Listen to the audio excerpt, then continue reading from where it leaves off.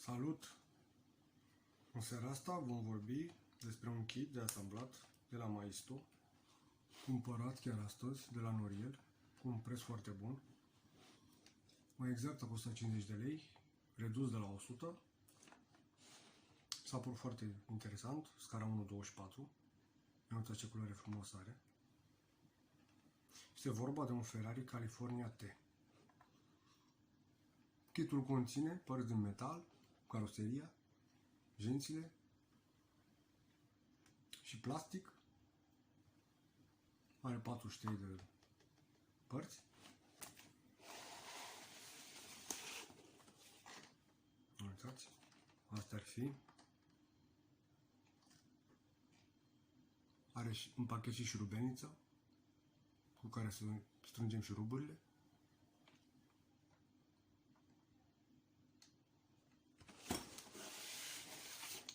Să desfacem pachetul și să vedem ce conține. Am desfăcut pachetul. Ia uitați ce conține. Macheta, bineînțeles. Este foarte frumoasă. E superbă, părerea mea. Ia uitați, portierele se deschid. Capota la motor. Motorul este foarte detaliat.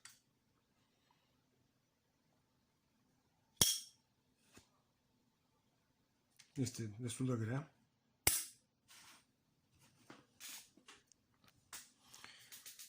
Are două perechi de jante.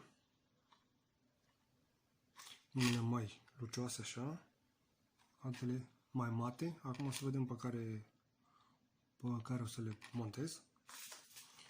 Iar aici sunt piesele: scaune, anvelope, volan, cutie de viteze, stopuri, faruri, 7 pilduri pentru bord, uitați-le aici, bara față,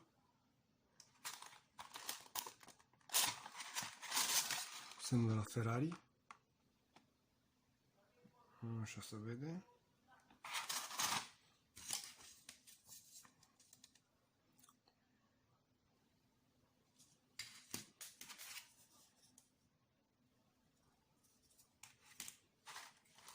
Să vedem ce va ieși. Și bineînțeles, instrucțiunile Ferrari California T. Șuruburi. Foarte interesantă macheta asta și foarte frumoasă. Abia aștept să o asamblez și să vă prezint.